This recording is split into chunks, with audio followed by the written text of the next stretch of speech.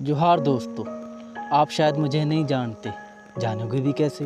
क्योंकि मैंने तो अपने बारे में अभी कुछ भी नहीं बताया। अपने बारे में बताने से पहले और वीडियो में आने से पहले मैं आपको एक छोटी सी कहानी बताना चाहता हूँ। एक लड़का था जो शुरू से ही बहुत सीधा साधा शर्मीले टाइप का था। वो सिर्फ अपने काम से काम रखता था। क्लास में भी वो शांत ही रहता था, लड़कियों से भी बहुत डरता था, लेकिन पढ़ने में वो होशियार था और क्लास में हमेशा फर्स्ट आता था और खेल कूद में भी हमेशा आगे रहता था। जैसे जैसे वो बड़ा होता गया, उसको रियलाइज़ होता है कि कुछ लोग उससे बहुत भेदभाव करते हैं। तो उसने जानने की कोशिश की तो उसे पता चला कि इसकी वजह उसका रंग था, क्योंकि वो काला था और वो थोड़ा छोटी जाति का था। जब भी कहीं अपने गांव से बाहर शहर जाता था तो कुछ लोग उसको ऐसी नज़र से देखते कि वो शायद किसी दूसरी दुनिया से आया हो।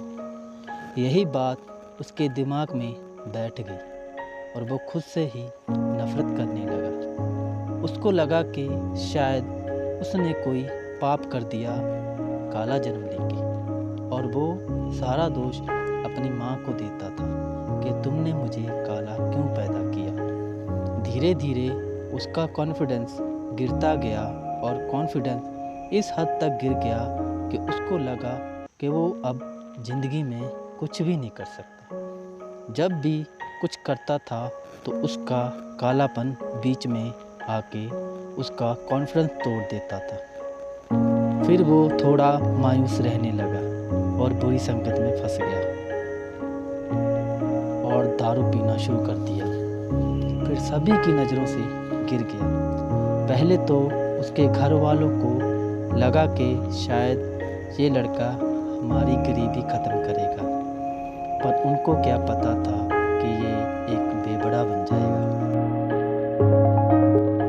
फिर उसका परिवार फाइनली अपने गांव में वापस आ जाता है, क्योंकि वो रोजी रोटी कमाने के लिए बाहर गए हुए थे। यहाँ आके भी वो बहुत पीता है और यहाँ भी अपने गांव वालों की नज़रों में गिर जाता है। लेकिन एक बात उसको यहाँ बहुत अच्छी लगती है कि यहाँ के लोग आपस में मिलजुल कर रहते हैं। वो किसी से नफ़रत या फ़र्क नहीं करते, क्योंकि यहाँ के लोग भी ज़्यादातर काले ही थे और उनको कोई फ़र्क नहीं पड़ता किसी के काले या गोरे होने पर। फिर धीरे धीरे उसके स्वभाव में चेंज आने लगता है। फिर वो सोचता है अब बहुत हुआ, अब ज़िंदगी में कुछ करना है। लेकिन वही काला रंग उसको कुछ करने नहीं देती थी। फिर उसको रियलाइज़ हुआ कि उसकी लड़ाई काले रंग से नहीं थी, बल्कि खुद से ही थी, क्योंकि वो लोगों की बातों में आके अपना ही दुश्मन बन बैठा था। फिर वो कॉन्फिडेंस लाने के लिए यूट्यूब पे मोटिवेशनल वीडियो देखने लगा, लेकिन मोटिवेशनल वीडियो भी कुछ टाइम तक ही असर करती। फिर उसके मन में अपने आप से लड़ने और कॉन्फिडेंस लाने के लिए एक तरकीब सूझी, और वो तरकीब थी ब्लॉगिंग करना। क्योंकि कॉन्फिडेंस लाने के लिए उसको अपनी कमजोरियों से लड़ना पड़ेगा, और उसकी कमजोरियाँ थी कैमरा और काला रंग। क्योंकि काले रंग की वजह से वो कैमरे से दूर भागता था। अब उसके पास कोई और ऑप्शन नहीं है अपने आप से लड़ने के लिए। इसलिए अब से मैं भी ब्लॉगिंग करना शुरू करूँगा। मुझे पता है बहुत मुश्किल है, क्योंकि सबसे बड़ा काम होता है अपने आप से जीतना। बोलते हैं ना कि आपको कोई तब तक नहीं हरा सकता जब तक आप खुद से ही ना हार जाएं। इसलिए मुझे अब खुद से ही जीतना है। मुश्किल है, लेकिन करना पड़ेगा। जब तक हम मुश्किलों का सामना नहीं करेंगे तो वही मुश्किल बड़ी होती जाएंगी और पहाड़ बन जाएंगी। वैसे तो पहाड़ बन ही गई, लेकिन भैया हमें भी तो दशरथ मांझी बनना ही पड़ेगा। जब तक तोड़ेंगे नहीं तब तक छोड़ेंगे नहीं।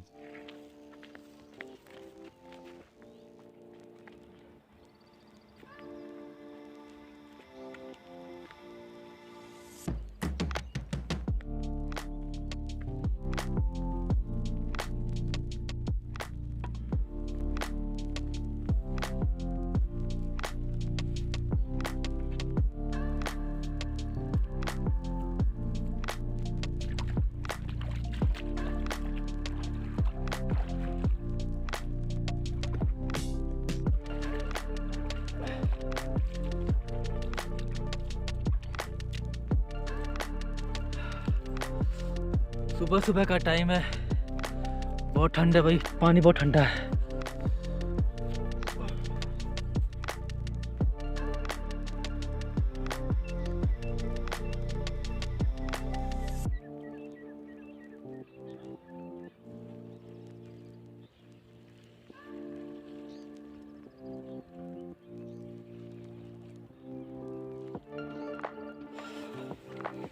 तो अभी बार बार रिकॉर्डिंग कर रहा हूँ, हिम्मत नहीं हो रही है बात करने के लिए। अभी अल्फाज मेरे गड़बड़ा रहे हैं, तो कोई नहीं, धीरे धीरे आदत पड़ जाएगी। तो जोहार दोस्तों, मुझे पता है मेरे छोटे से भाषण से बहुत सारे दोस्त बोर हो रहे हैं या बोर हो चुके हैं। तो ये था मेरा पहला ब्लॉग, एक छोटी सी स्टोरी के साथ कि मैं ब्लॉगिंग ही क्यों शुरू कर रहा हूँ। तो जैसे कि अब क्रिसमस और नया साल आने वाला है, तो क्यों ना मैं सोच रहा था कि नए साल की शुरुआत नई तरीके से और नई ज़िंदगी के साथ करें। तो प्लीज़ दोस्तों सपोर्ट कीजिए, कमेंट कीजिए और मेरे चैनल को सब्सक्राइब कीजिए।